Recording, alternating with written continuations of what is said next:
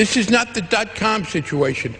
We have problems with people having invested in business plans for which there was no reality, and people building fiber optic cable for which there was no need. Homes that are occupied may see an ebb and flow in the price at a certain percentage level, but you're not going to see the collapse that you see when people talk about a bubble.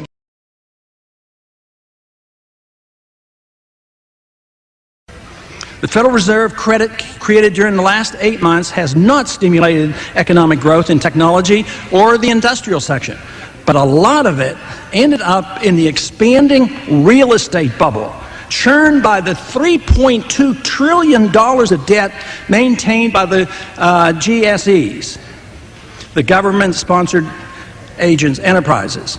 The GSEs, made up of Fannie Mae, Freddie Mac, and the Federal Home Loan Bank, have managed to keep the housing market afloat, in contrast to the more logical slowdown in hotel and office construction. Instead of the newly inflated money being directed toward the stock market, it now finds its way into the rapidly expanding real estate bubble.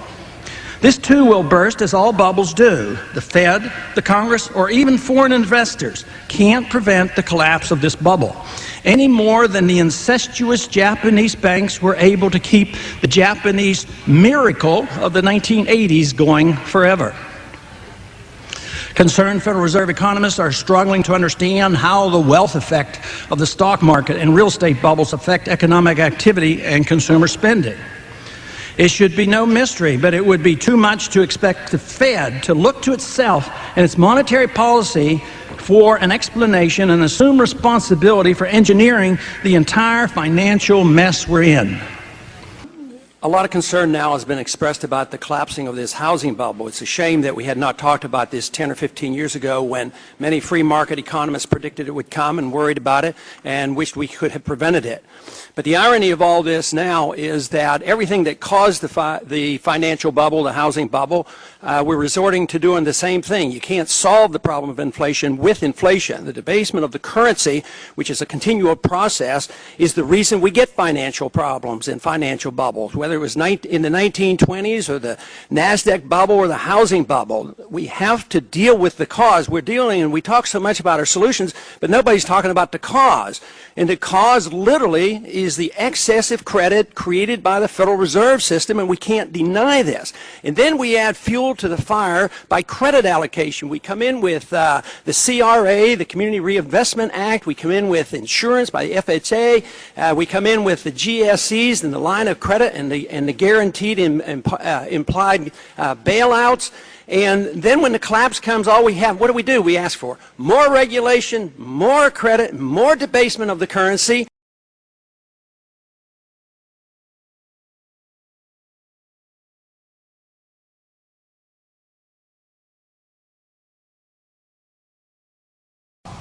In the 4 years since the inspectors left, intelligence reports show that Saddam Hussein has worked to rebuild his chemical and biological weapons stock, his missile delivery capability, and his nuclear program. He has also given aid, comfort, and sanctuary to terrorists, including al-Qaeda members. It is clear, however, that if left unchecked, Saddam Hussein will continue to increase his capacity to wage biological and chemical warfare and will keep trying to develop nuclear weapons. Should he succeed in that endeavor, he could alter the political and security landscape of the Middle East, which, as we know all too well, affects American security.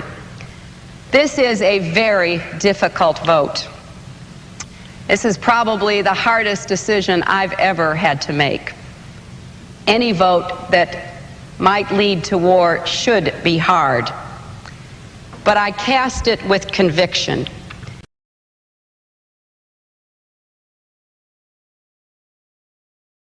When Secretary Powell was before our committee, he was very clear to us that Saddam Hussein's military is very, very weak, and much weaker than it was when he was defeated 12 years ago.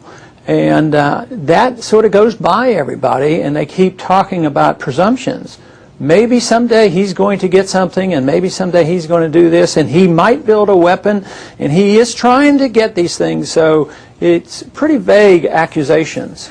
Have you seen or heard anything from the CIA, the Pentagon, the State Department, or the White House to suggest that Saddam Hussein is planning an attack on the United States? No, I see nothing imminent. He doesn't have an Air Force. He doesn't have a Navy. And he can't even shoot down he didn't shoot one of our airplanes down in 12 years. And his army is 1/3 it was 12 years ago. So, you know, this fiction that he's Hitler and he's about to take over the Middle East I think it's a stretch. You've been consistent in your conservative positions. You oppose abortion. You like low taxes. You want us back on the gold standard. What is your philosophical basis for opposing a war with Iraq? Well, you know, the long historic definition of it's actually a Christian definition of the just war influences me, that it has to be defensive, it has to be declared by the proper authorities, and you have to be willing to win the war, prompts me to look at what the founders said. And they want us to declare the war, the responsibilities on the House and the Senate to make the declaration, and that we should win it.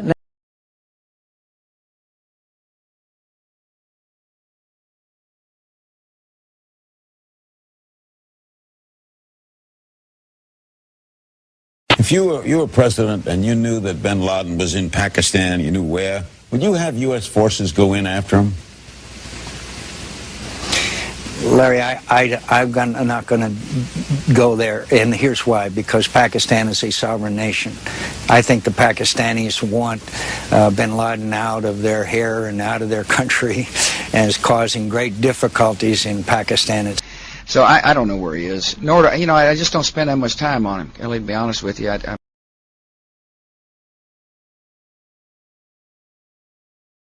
We gave the president authority to go into Afghanistan, and here we have Osama bin Laden in Pakistan. They have nuclear weapons, and we're giving them money. And we forgot about him, and now we're over in Iraq in a war that's bogging us down, and we have forgotten about dealing with the people that attacked us. And here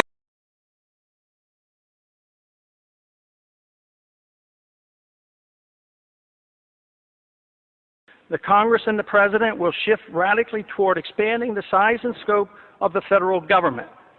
This will satisfy both the liberals and the conservatives. Military and police powers will grow, satisfying the conservatives. The welfare state, both domestic and international, will expand, satisfying the liberals. Both sides will endorse military adventurism overseas. This is the most important of my predictions. Policy changes could prevent all of the previous predictions from occurring. Unfortunately, that will not occur. In due course, the Constitution will continue to be steadily undermined and the American Republic further weakened. During the next decade, the American people will become poorer and less free, while they become more dependent on the government for economic security. The war will prove to be divisive, with emotions and hatred growing between the various factions and special interests that drive our policies in the Middle East. Agitation from more class warfare will succeed in dividing us domestically.